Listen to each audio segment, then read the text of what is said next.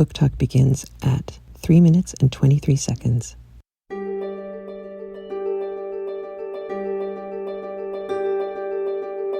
Welcome to CraftLit, the podcast for crafters who love books. My name is Heather Ordover, and I'm podcasting from where the Delaware River meets the Old York Road, New Hope, Pennsylvania. Episode 616, French Knots. This episode of CraftLit is brought to you by its listeners. Well, hello, how are you? I am pretty much exactly the way I was last week.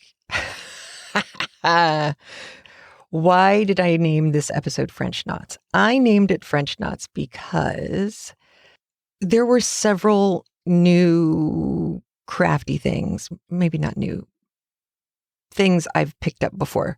There were several new ones during the break between the end of our previous book, the end of my previous job, and now. And one of those things, which I know I have said on the podcast, I am no good at, is embroidery. And I continue to be basically no good at it, but I'm working. I'm working on it. Like progress, not perfection. Fish are friends, not food. So how did I manage finally having bought or borrowed from a library so many different books on embroidery? How did I finally start to feel competent? Because there's a woman on YouTube from the UK named Sara Homfray, Homfray. If you want to learn embroidery, go watch her videos. They are so well produced and so smartly done and charming. And she actually has two channels. She has the embroidery channel where she teaches, and then she has Sara Homfray Creates, which she started later. And that's her place where she can do more multi-crafty kinds of things. So she's been doing slow stitching, which is kind of the Zen version of embroidery. Like Zentangle is the Zen version of doodling. It's kind of the same thing. She's just lovely. And I got better, faster, I think, listening to her and watching them through the first time and then trying to do it along with her a second time. And I think that's why it worked. Because as she's going along, she's explaining little tidbits and intricacies like, if you make a French knot with too many loops, here's what happens. And then she shows you. So she shows you how things can go wrong as often as she shows you how things should go right. And I find that to be extremely helpful all the way around. Okay, I am only going to play one chapter today, chapter 9, and then next week will be chapter 10. This is going to end on a cliffhanger like most of Dumas' chapters do. Not all of them, but most of them. But there aren't that many things that I think we need to go over. Don't forget, Anne of Austria, born in Spain. Mercer is a haberdasher. And in this chapter in particular, the word Mohammedan is used again. I think the last time we saw this was the last time in Frankenstein. It's been a while. No, there was something after Frankenstein.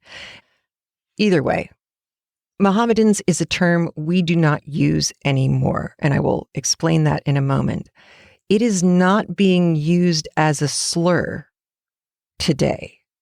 Interestingly, it's being used as a parallel for someone who is prayerful, who prays and believes fervently, strongly. It's a good thing.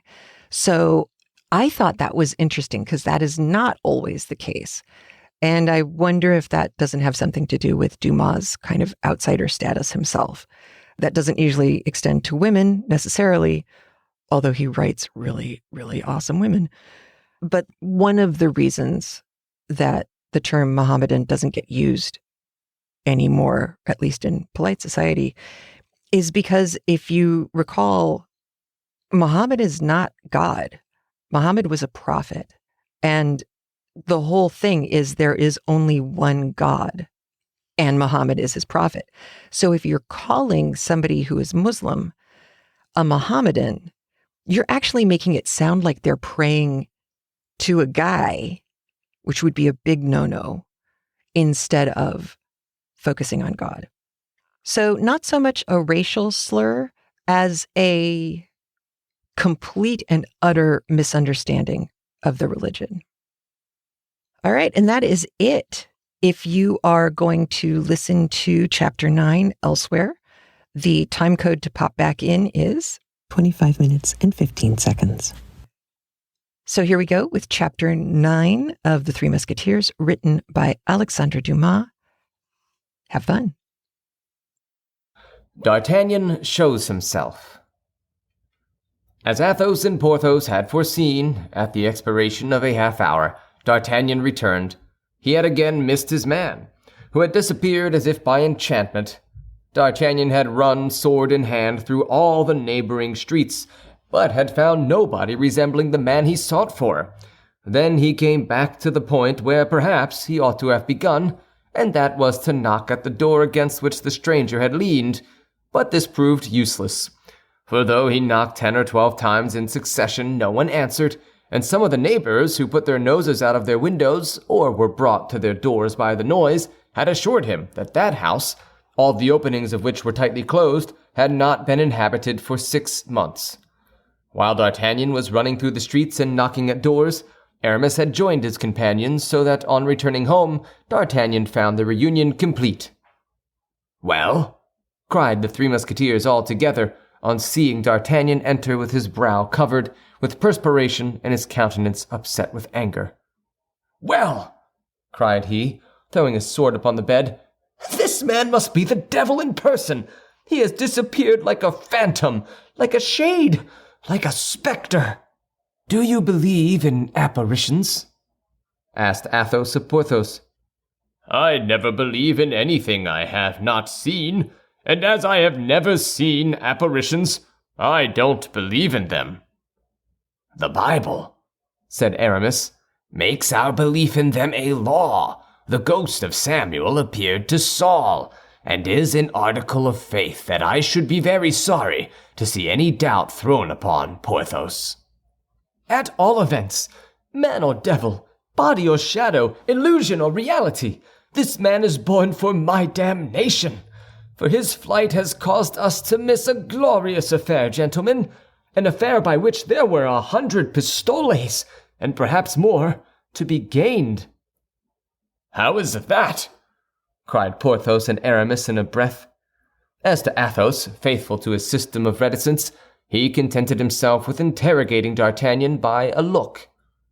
"Planchet," said D'Artagnan to his domestic, who just then insinuated his head through the half-open door in order to catch some fragments of the conversation, "go down to my landlord, Monsieur Bonacieux, and ask him to send me 6 bottles of Beaugency wine.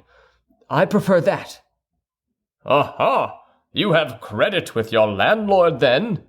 asked Porthos. "Yes," replied D'Artagnan, "from this very day. And mind, if the wine is bad, we will send him to find better."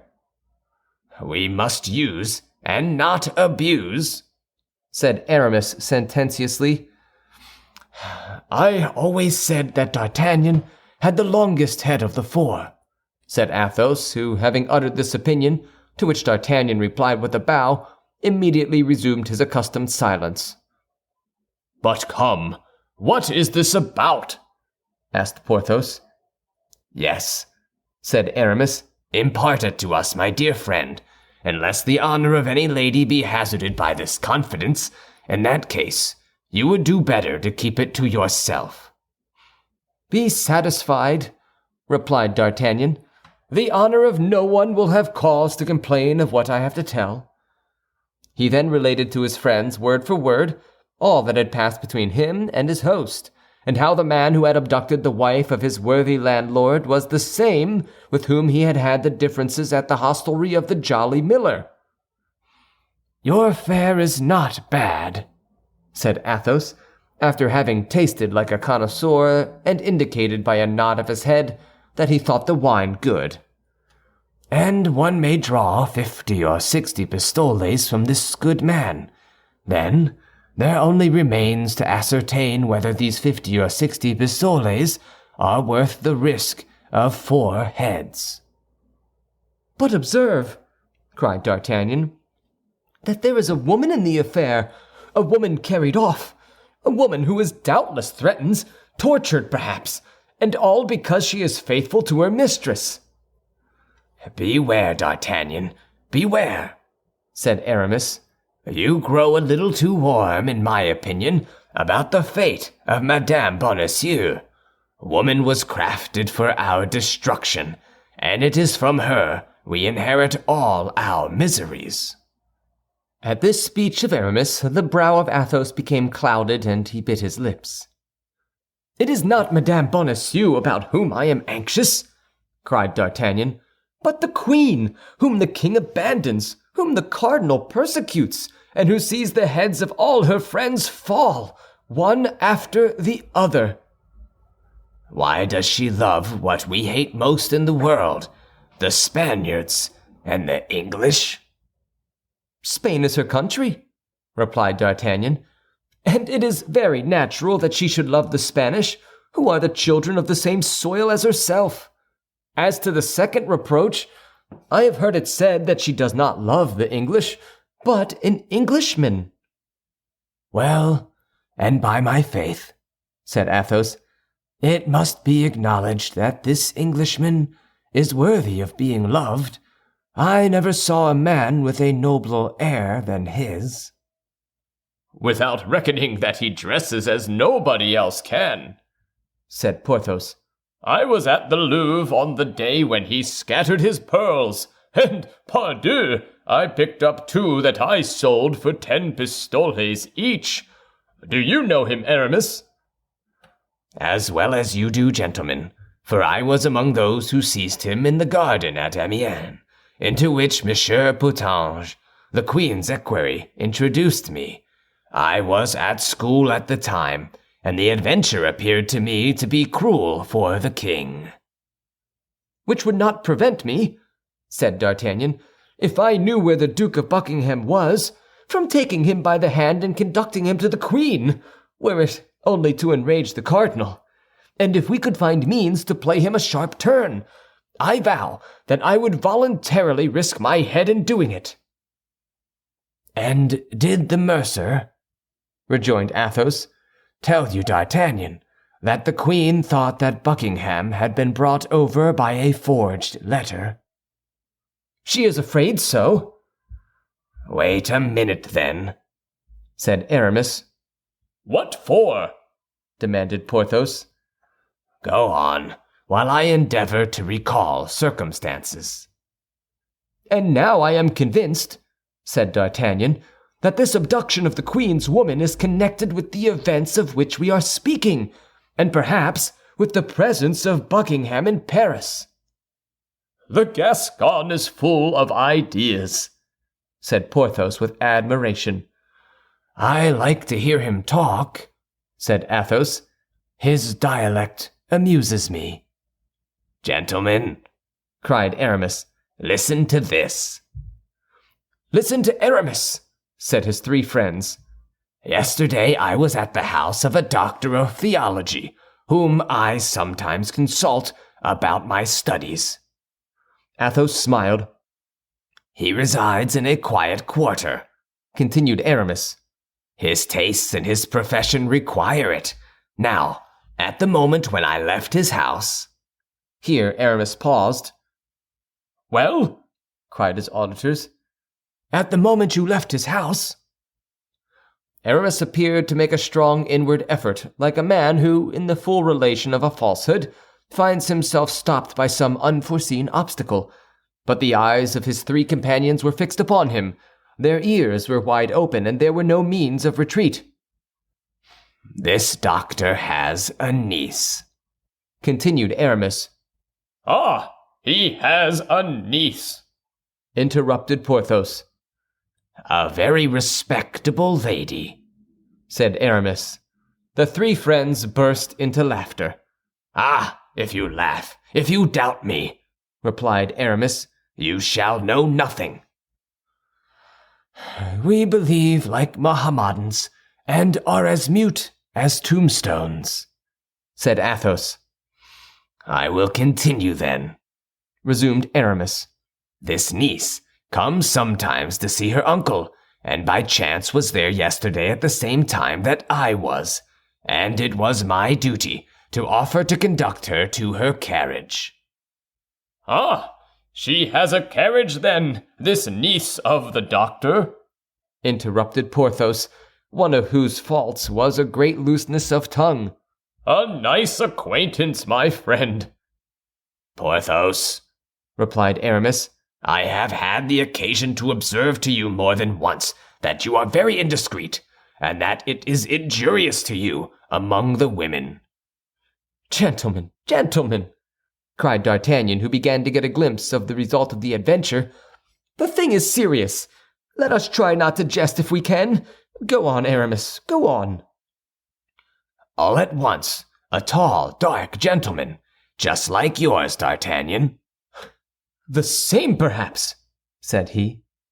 "Possibly," continued Aramis, "came toward me, accompanied by 5 or 6 men, who followed about 10 paces behind him, and in the politest tone, 'Monsieur Duke,' said he to me, 'and you, madame,' continued he, addressing the lady on my arm." "The doctor's niece?" "Hold your tongue, Porthos," said Athos. "You are insupportable. Will you enter this carriage, and that without offering the least resistance, without making the least noise?" "He took you for Buckingham!" cried D'Artagnan. "I believe so," replied Aramis. "But the lady?" asked Porthos. "He took her for the queen," said D'Artagnan. "Just so," replied Aramis.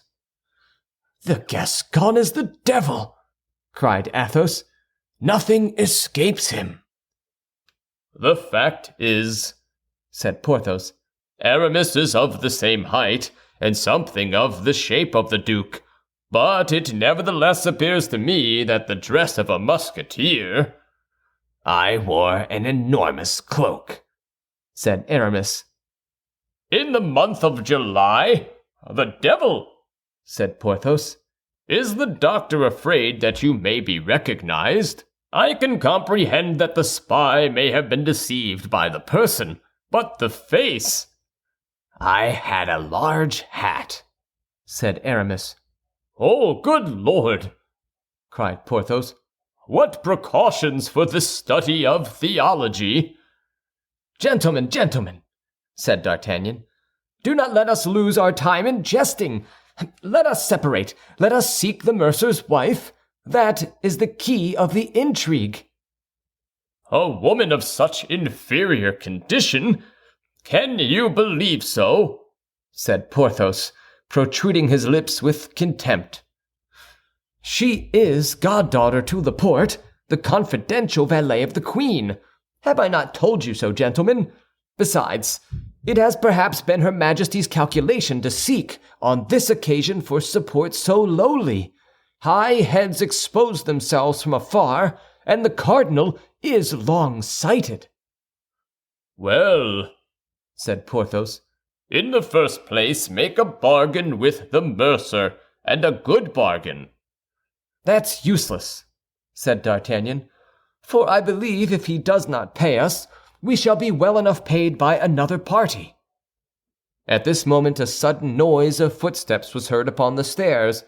The door was thrown violently open, and the unfortunate mercer rushed into the chamber in which the council was held. "Save me, gentlemen! For the love of heaven, save me!" cried he. "There are 4 men come to arrest me. Save me! Save me!" Porthos and Aramis arose. "A moment!" cried D'Artagnan, making them a sign to replace in the scabbard their half-drawn swords. "It is not courage that is needed, it is prudence." "And yet," cried Porthos, "we will not leave." "You will leave D'Artagnan to act as he thinks proper," said Athos. "He has, I repeat, the longest head of the four, and for my part, I declare that I will obey him. Do as you think best, D'Artagnan." At this moment the 4 guards appeared at the door of the antechamber, but, seeing 4 Musketeers standing and their swords by their sides, they hesitated about going farther.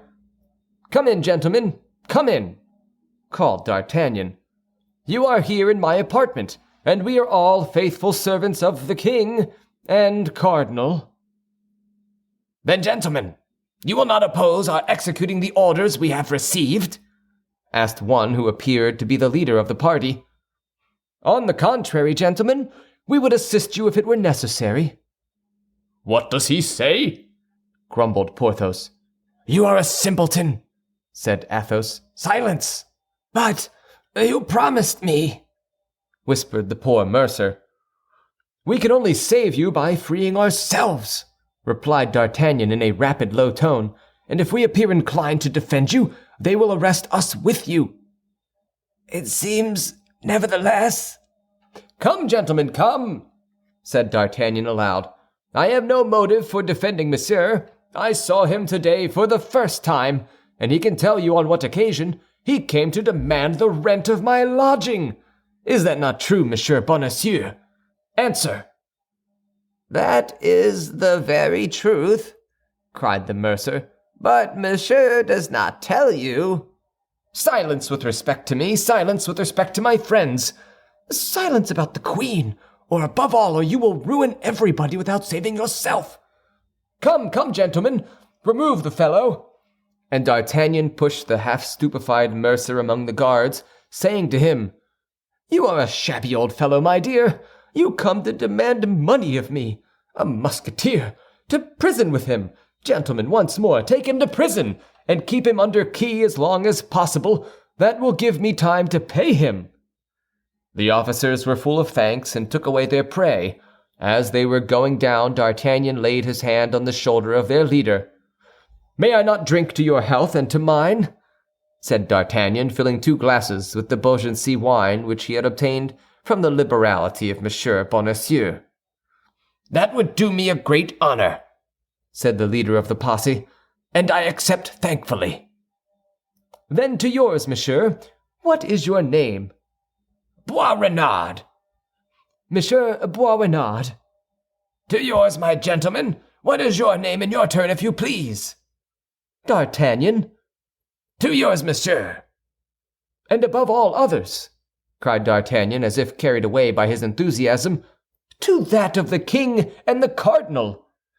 The leader of the posse would perhaps have doubted this sincerity of D'Artagnan if the wine had been bad, but the wine was good, and he was convinced. "What diabolical villainy have you performed here?" said Porthos when the officer had rejoined his companions, and the 4 friends found themselves alone. "Shame, shame, for 4 Musketeers to allow an unfortunate fellow who cried for help to be arrested in their midst, and a gentleman to hobnob with a bailiff."